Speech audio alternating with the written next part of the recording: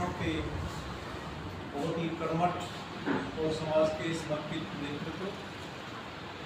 बहुत खुशी की बात है कि हमारे जींद जिले में भी जो पूरे देश के स्तर पर पहल हुई है और पूरे हरियाणा में भी उसके बारे में पहले एक मीटिंग हुई थी। इस कड़ी को आगे बढ़ाते हुए अपने जींद में जो आज़ादी की विरासत है, जो हमारी सांझी शहादतें हैं और उसके लिए जो हमारी परंपराएं हैं उसको आगे बढ़ाने के लिए अभियान का हिस्सा बनने का फैसला किया है। ये काफ़ी फख्र की बात है हमारे ज़िले के लिए। मैं बहुत संक्षेप में कुछ ही शब्दों में अपनी बात समाप्त करना चाहूँगा।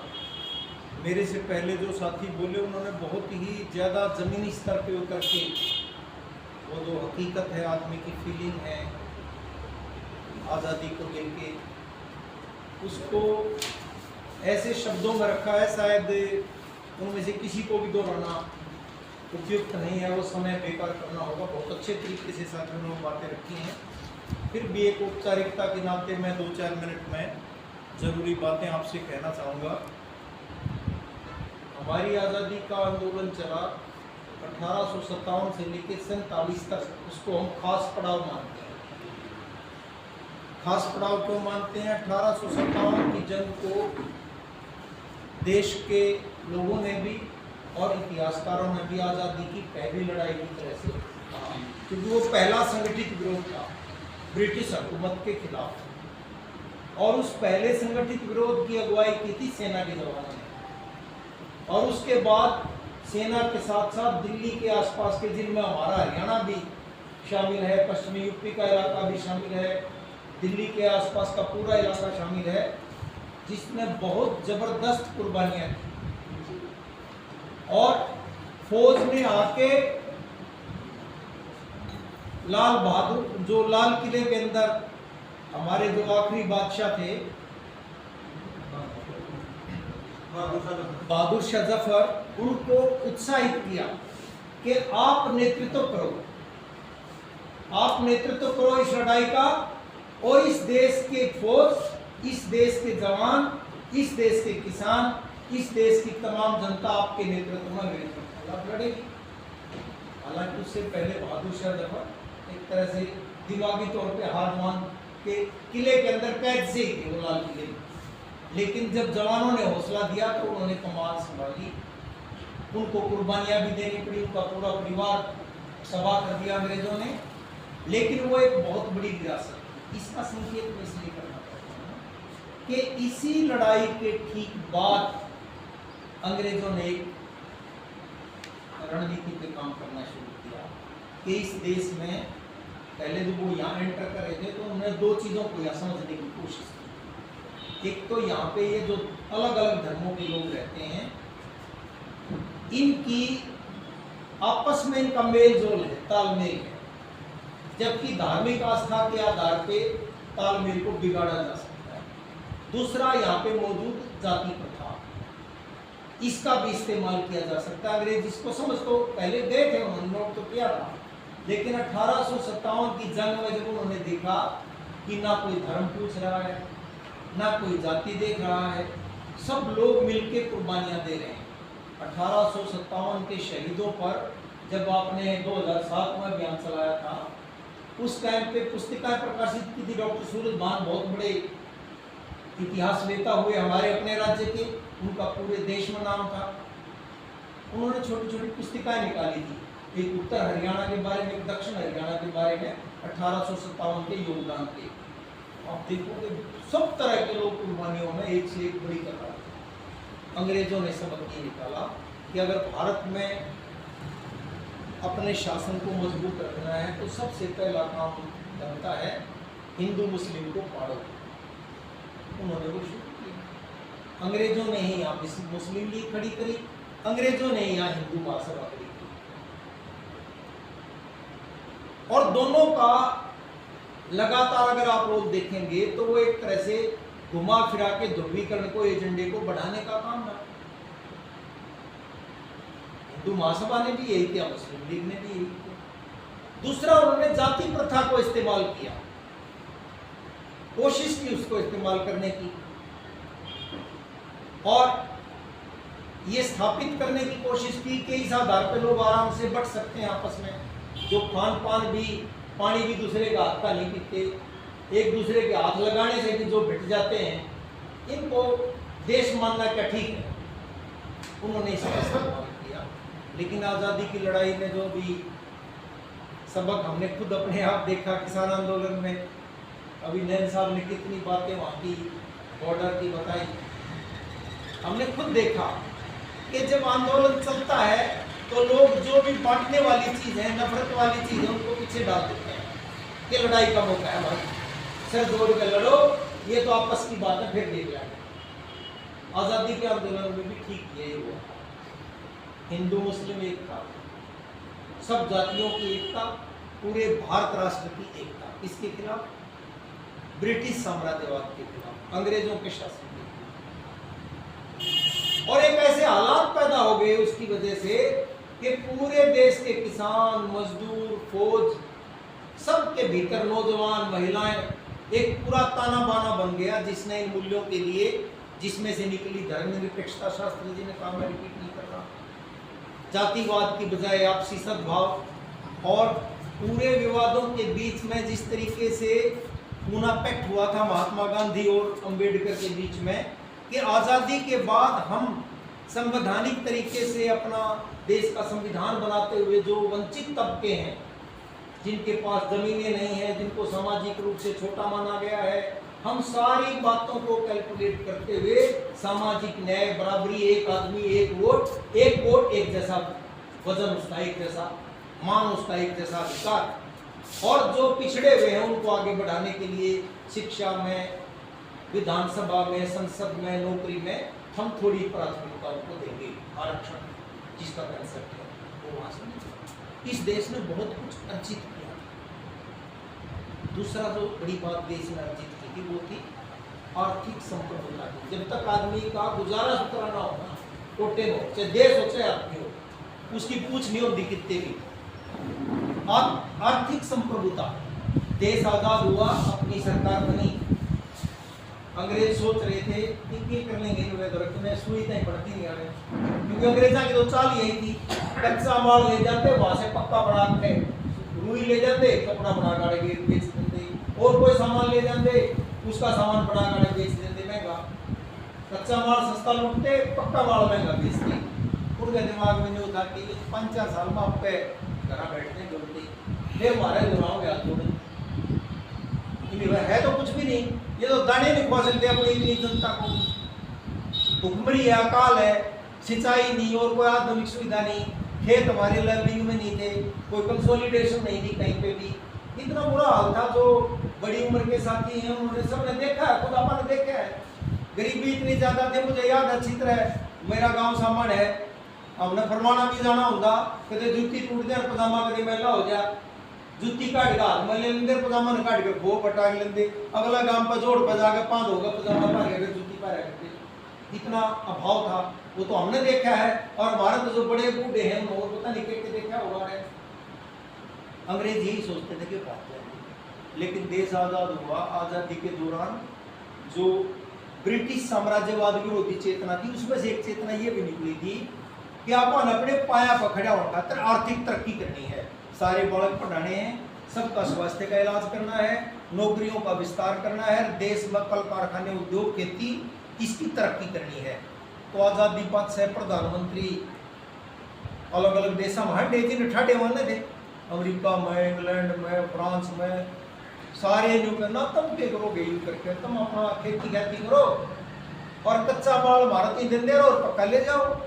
इससे नेहरू पे तसल्ली को नहीं हुई, देश के नेताओं को उस टाइम तसल्ली को नहीं हुई, ना हम तो अपने कारखाने लावाएंगे, हमारे बढ़कर रोजगार मिलेगा, हमारा माल आ रहे थोड़े खर्चे में तैयार हो जाएगा, हम क्यों ले तारा माल। फिर वो रूस में चले गए, जब ये नाट गए तो रूस ने जब बराबर का ठाठा ला के थे धीरे धीरे मानन, क्योंकि 17 में आज़ाद हो गया था, और 17 में पहली बार रूस में एक ऐसी हुकूमत बन गई थी जिसने घोषणा के तौर पर कह दिया कि मजदूर किसान सब बराबर हैं, और ये सारी संपत्ति जितनी भी देश की है या सब के साथ जाएगी, हमको टाटा बिरला नहीं पा देते, या कोई बिल गेट्स नहीं बनेगा, या तो सबका साथ जगह रात चलेगा। तो नेहरू या सोच के भैया तो नाट गए, उनने पूछ के देखा, उनका गए, उनने कही भाई आप कर देंगे ये काम, मदद दे देंगे, टेक्नोलॉजी भी दे देंगे, रुपये भी दे देंगे, इंजीनियर भी भेज देंगे, लेकिन हम सरकार ने दे सका, टाटा ने गले लेके भेजे, टाटा ने तो भेजे सके, हमने एक न्यारा पूंजीपति थी कौन देने, सब जगह कोई काम करना हमारे द्वारा कद्दे आ जियो, बेरा दे दियो, त्यार। फिर अपने देश में पहला स्टील का कारखाना लगा था बोकारो में, देश का के एशिया का सबसे बड़ा कारखाना है आज भी, ये कितने आगे जा गया देश है। बोकारो का स्टील का कारखाना आज भी एशिया का सबसे बड़ा कारखाना है, जो रूस ने सरकारी लुआया था। और इसके बाद एक तो फिर अमेरिका के भी 10 लाख गए, कदे नहीं रूस वाले मदद दे तुम पाछा रह जाओ, तो उसने ठा के फिर टाटा का जमशेदपुर में खुलवा दिया, जमशेदपुर में टाटा का कारखाना खुल गया स्टील का। तो आज मैं पूरी उस पर नहीं जाता, 70-75 साल में जो देश ने किया, एक दौर था देश में लगभग 80-81-82 तक भी कि सरकारी क्षेत्र को सरकार की तरफ से कुछ प्रोत्साहन था, पूंजीपतियों को भी था, लेकिन ज्यादा प्रोत्साहन सरकार की तरफ से था। पूंजीपतियों के पास तब पैसा भी इतना नहीं था कि वो पूरे देश में बिजली का नेटवर्क खड़ा करते हैं, पूरे देश में सड़क तैयार कर दें, पूरे देश में टेलीफोन का ढांचा बना दें, पूरे देश में हर तरह का संचार की गतिविधियां यूं सारी खड़ी हो जा, ये उनका इतनी पूंजी नहीं थी। लेकिन धीरे धीरे सरकार की नीतियों का, सरकारी काम का, सब्सिडी का, सस्ती बिजली का, सस्ते कोयले का, सस्ती ढुलाई का फायदा ठा के कुछ घराने इस देश में बने ठाडे हो गए। ठाडे तो इस देश की सरकार ने नीतियां ने करी। अब आप ये देख लो, कोरोना में जो सारा देश ठप हो रहा था, दुनिया में ठप हो रही थी, लॉकडाउन था, कोरोना से पहले 2020 में अपने 102 घर ऐसे थे जिनको अरबपति माना जाता, 102 घर, एक साल में 166 हो गए। उन 166 में थे ऊपर ले 10, ये टाटा बिरला के नाम तो घने दूर जा लिए, 100 में तो हवे 166 में तो, लेकिन उनमें को नहीं रही ऊपर ले 10 उड़ा तो ये जो मोदी के घने चुन गए हैं, अंबानी अडानी है आगे। 166 में तो 10 पे देश की 57%, 100 में तो 57% दौलत केवल 10 घना पे। एक साल में बदल, मतलब वो 20 से लेकर 22 के शुरू में आप 2 साल में बदल गई। अब तक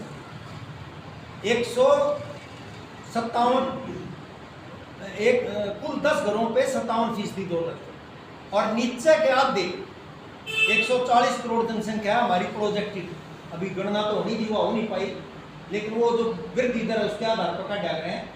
ईब अपने देश में 140 करोड़ लोग हैं, आधी आबादी यानी 70 करोड़ के पास कुल दौलत है 13%।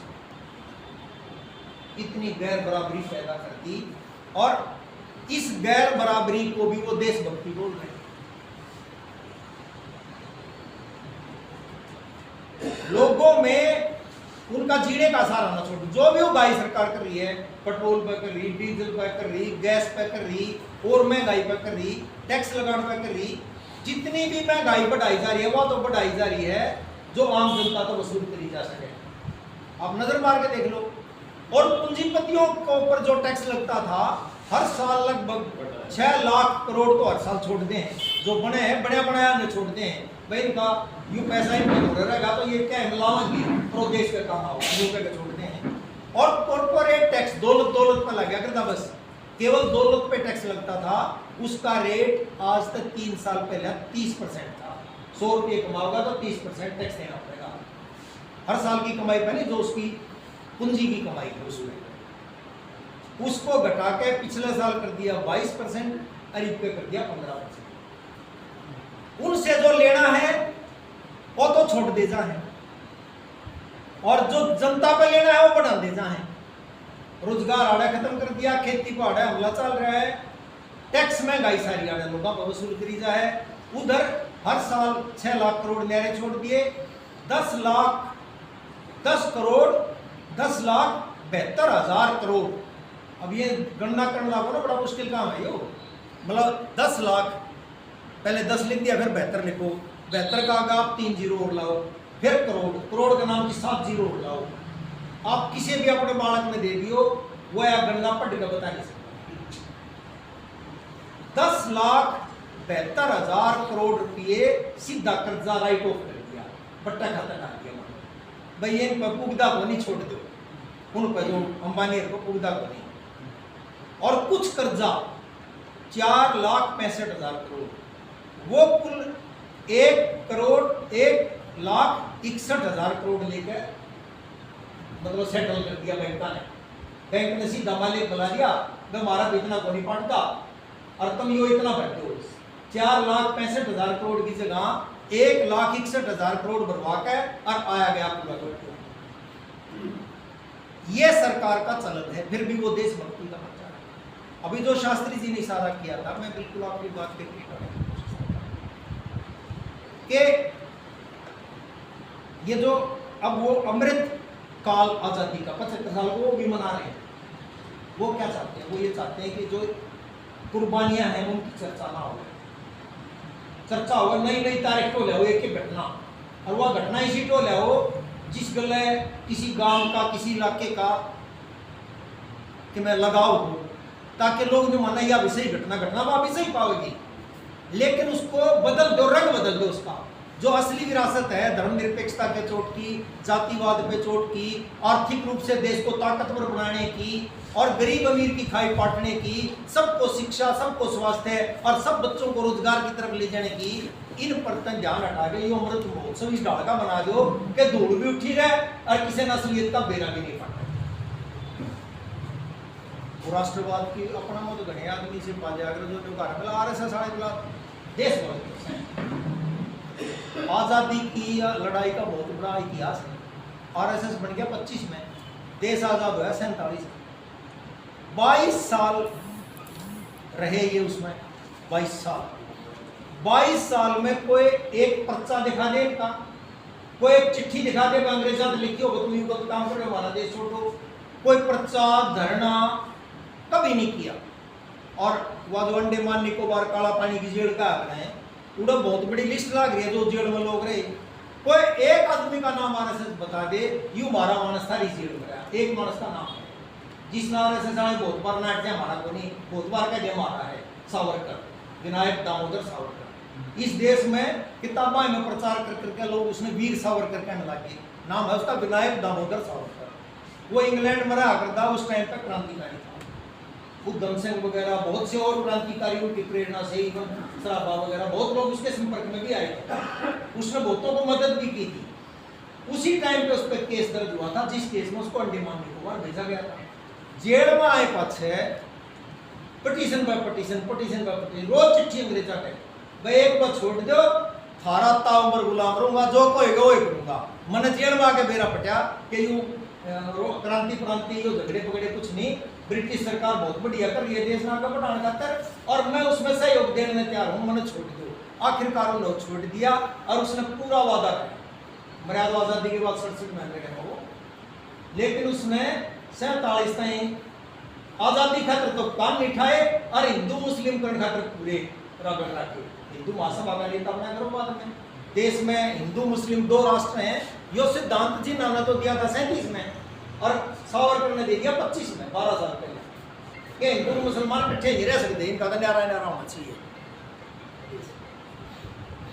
आज भी बीजेपी जो राष्ट्रवाद कहती है ना, राष्ट्रवाद, वो राष्ट्रवाद हमें समझने की जरूरत है, क्योंकि वो नीचे जाएंगे गाँव में और अपनी भी योजना गाँव में बजान की है। नैन साहब ने ठीक कहा, गाँव गाँव गली गली पहुँचाना पड़ेगा, संदेश जब कामयाब होगा, क्योंकि उनका जहर, उन पर सरकारी पैसा भी है, सरकारी तंत्र भी है, टेलीविजन भी उन्हें क्या बोलेगा, छपे भी उन्हें की गई बात।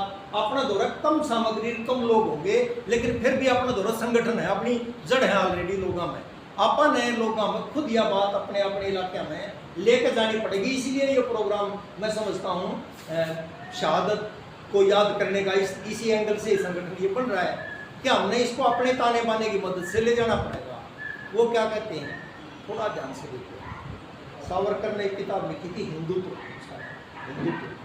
उस किताब में उसने लिखा, वो सावरकर मैया और बता दो गल्ला याद के तौर पे, सावरकर नास्तिक था, वो किसी भी धर्म को भगवान को नहीं मानता था सावरकर। और यह स्थिति जिन आगे की, ये आगे थोड़ी समझने की जरूरत है, जिन्होंने इस देश में धार्मिक आधार पे नफरत का वातावरण बनाया, दोनों ही व्यक्ति नास्तिक थे, बाहर पढ़े लिखे थे, धर्म को नहीं मानते थे। सावरकर अपनी किताब में हिंदुत्व में लिखता है कि हिंदू धर्म और हिंदुत्व दोनों एक चीज नहीं है। हिंदू धर्म है आदमी का अपना पूजा पाठ, तौर तरीका, ब्याह शादी, मरना जीने के रीति रिवाजों का मतलब भाई कुछ लोग खास तरह से करते हैं। हिंदुत्व का मतलब राजनीतिक है, ये राजनीतिक योजना है। राजनीतिक योजना है कि हिंदुओं को लामबंद करके उनके दबदबे वाला राज कायम करना। इसी बात को फिर उसके 10-12 साल बाद आरएसएस का जो दूसरा संसंघ चालक था, गुरुजी कहते हैं जिसको, गोलवलकर, उन्होंने कहा कि हिंदू वो है और भारतवासी वो है जिसकी पितृभूमि, जिसकी मातृभूमि और जिसकी पुण्यभूमि ये देश है। इसका मतलब ये समझने की जरूरत है, क्योंकि ये प्रोपेगेंडा आपको चला हुआ मिलेगा नीचे, इसलिए मैं बता रहा हूँ, वरना शायद मैं ना भी बताता लंबा होने की वजह से। उसने कहा कि जिसके माता पिता दोनों यहाँ के हों, इस धरती के लिए पैदा हुए। ये तो मुसलमानों के बारे में नहीं, क्योंकि मुसलमाना की 20-30 पीढ़ियाँ होगी यहाँ पे। एक असगर अली इंजीनियर होते थे, बहुत बड़ी विद्वान, अब तो उनकी डेथ हो चुकी। उन्होंने हमें एक वर्कशॉप में बताया था कि इस्लाम जब मध्य एशिया में बना, उसके 15 साल में भारत में आ गया था। मुगल तो बहुत बाद में आए हैं। इस्लाम बनने के विदिन 15 ईयर्स व्यापारिक संपर्कों के जरिए भारत में इस्लाम को मानने वाले दक्षिण भारत के प्रांतों में लोग हो गए थे। तो आप देखो कितनी 20-20 पीढ़ी होनी होगी। तो माता पिता तो उनके यहीं के हैं, तो कायदे से अगर 2 शर्त हो गए, उनके माँ बाप यहाँ पैदा हुए तो वो भारतीय अपने आप हो गए, उनके माता पिता यहाँ के ओरिजिनल हैं। तीसरी बात उसने ला दी पुण्यभूमि, उनका धार्मिक पूजा स्थल भी आड़े होना चाहिए, वो देशवासी माना जाता है। ये जो आरएसएस प्रचार करते हैं, ये जो सीए कानून और इसको समझते हैं, उसने कहा कि मुसलमानों की 2 पूजा स्थल है, मक्का, वो भारत में नहीं है। ईसाइयों का पूजा स्थल है बेथलेहम, वो अब इजराइल में पड़ता है बेथलेहम। तो इसलिए उसने कहा कि इजराइल, मुसलमान और ईसाई ये भारत के नहीं माने जा सकते, क्योंकि इनका पूजा स्थल बाहर है। वैसे कि इनके माँ बाप, इनके दादे परदादे आड़े रहे हो, ये भारत के नहीं माने जा सकते। जो भारत के नहीं माने जा सकते वो भारत के नागरिक नहीं हो सकते। रहना चाहे रह सके हैं, पर कोई जमीन नहीं होगी, कोई जायदाद नहीं होगी, कोई नौकरी नहीं होगी, और सेवक के तौर पर काम करना होगा, इसका कोई वोटिंग राइट नहीं होगा। लेकिन वो भारत के नहीं माने जा सकते, क्योंकि वो भारत के नागरिक नहीं हैं, क्योंकि उनकी पुण्य भूमि भारत नहीं है, इसलिए वो देश के प्रति वफादार भी नहीं हो सकते। उनको हमेशा देशद्रोह या मतलब संदेह की नजर से देखा जाएगा। ये इनका जो पूरा प्रोपेगेंडा है वो यहाँ से केंद्रित है, और धर्मनिरपेक्षता का जवाब यहाँ से केंद्रित है कि धर्म है आदमी का व्यक्तिगत मामला। मैं किसी भी तरीके से पूजा पाठ करूं या ना करूं, मंदिर में जाऊं, खेड़े पर जाऊं, मैं शिव जी को मानूं, मैं विष्णु को मानूं, मैं ब्रह्मा को मानूं, मैं किसी लोकल देवी देवता को मानूं, ये आदमी की छूट है अपनी, उससे किसी को कोई आपत्ति नहीं, चाहे कोई कहे कि मानो। लेकिन धर्म के आधार पर दूसरे से नफरत ना हो, दूसरे को छोटा ना माना जाए, उसको अछूत ना माना जाए, और सरकार धर्म के काम में कोई दखलंदाजी ना करे और ना धर्म को राज में दखलंदाजी करने दे। धर्म और आदमी का सीधा डायरेक्ट संबंध हो, जिसने भगवान गल्ले, ईश्वर गल्ले, अल्लाह गल्ले जो भी संपर्क रखना है अपना रखो, उस पर कोई दिक्कत नहीं किसी ने देश में, लेकिन दूसरे के काम में टांग ना अड़ाओ। लेकिन क्योंकि वो जो सावरकर ने बोला था, जो गोलवलकर ने बोला था कि ये राजनीतिक प्रोजेक्ट है, हिंदू तो कोई आस्था का मैटर नहीं है, राजनीतिक प्रोजेक्ट है कि इसके आधार पे नफरत फैलाओ। देश की बहुमत आबादी हिंदू धार्मिक आस्थाएं मानती है, वह कुआ गाय का नाम लेकर या कुआ और कह में नाम लेकर, कुआ मंदिर का नाम लेकर, क्यों मतलब ये हनुमान चालीसा का नाम लेकर वह तारागल्ला आ जाएगी, और उसके अंदर ये भावना बांट दो कि ये तुम्हारे देश का नाश कर रहे हैं और तुम वोट लेते रहो, कुर्सी पे बैठे रहो, और कुर्सी पे बैठ कर करो के वो जो मनीब बताया कि अंबानी अडानी के घर भरो और लोग बोल रहे 2 लठ मारो। ये गठजोड़ है बड़े पूंजीपति और सांप्रदायिक ताकतों का सत्ता का गठजोड़ है। ये बात जन जन तक हम जब पहुंचा सकते हैं तब हम सार्वजनिक जो हमारी आज़ादी की विरासत है उसके सही मूल्यों को लेके जा सकते हैं। ये हमारा जो कैंपेन बना है, जो कमेटी बनी है, आज यहाँ पे बड़ी खुशी की बात है और हम ये उम्मीद करते हैं कि इस कैंपेन को हम आगे ले जाने में सफल होंगे और ये भी मान के चलो कि हमारा मुकाबला सत्ता से है और सत्ता के पास बहुत तरह की ताकतें होती हैं। अभी बहुत अच्छा कहा जोगिंदर नैन जी ने। अब ये बताओ, दवाई की कीमत आला 5 रुपये की दवाई के 200 रुपये रेट लिख सके, कोई पाबंदी नहीं उस पर, लेकिन आप अपनी तूड़ी अपनी बांट के घरानी पहुंचाना जा सकते हो। आज़ादी है क्या ये? क्या कामृत काल है भाई? क्या कामृत काल है? मैं अपने भाई बंद रिश्तेदार मित्र दोस्तों की मदद नहीं कर सकता, लेकिन मैं अंबानी अडानी और दूसरे बड़े फार्मा हाउसेज की 2 रुपये की दवाई ना 200 में खरीदने खातिर मजबूर हूँ। क्या किया जाती है? लूट तंत्र की एकता है और वो इसका इस्तेमाल करता है कि ये बहुमत जनता, मजदूर किसान, बाकी सारे मैं आगे गल्ला कर्मचारी और सारे, ये मजदूर किसान जो बहुत बड़ा हिस्सा जनता का, यू गात ना मिला ले, इसका गात मिल जाए। जब उन्हें बेराय भी हो 1 साल देखे नहीं उन्हें आंदोलन में 20 के आखिर तक 21 के आखिर तक ही, मतलब ये तुमसे रोज चुलबुल रखे हैं किते किसी गांव में उतर स्वच्छ कर दे, हेलीकॉप्टर गुजार देने बिठ रहे देखते लोग, हेलीकॉप्टर कह के मैं करते हैं धरती पर बादल का सोचा नहीं छोटा था लोगों ने, क्योंकि लोगों में एकता बनी थी। इसमें वह तो अपना तो घने जाना है, हम कई बार चूक कर सका, वह अपने तो बहुत ज्यादा जाना है कि ये लोग इकट्ठे हो गए, मजदूर किसान इकट्ठे हो गए, फिर ये थारी सोना को नहीं, फिर धरती पर उतरने को नहीं देता मैं। अपन हुआ भावना शांति काल में भी चेतना के जरिए तरह तरह के नाटक, कवि मंच या भाषण या पर्चे या किताब, बहुत तरह से अपन यू प्रचार आज ही शुरू हो गई। 26 जनवरी चलाना है, तारीखें साथी ने कुछ सजेस्ट करी। इन 7-8 महीने में जींद जिले की को घर नहीं बचना चाहिए जिसमें अपना पर्चा, अपनी किताब, अपनी बात ना पहुंची हो, और यह पहुंच गई तो तड़के मजदूर किसान और दूसरे तबके के जो मुद्दे हैं जिनकी चर्चा वीरावरा जी भाई कर रहे थे, काफी बहुत महत्वपूर्ण विषय था वो, ये जो विषय हैं ये विषय भी फिर आप पर पहुंच जाएंगे। अगर यह बात पहुंच गई तो अपन एक रहना है और अपन देशभक्ति भी आए है, आजादी की विरासत भी आए है और पूंजीपति आरएसएस के गठजोड़ का जवाब भी हुए है। इनकलाब जिंदाबाद। इसी के साथ मैं भी जीवन समाप्त।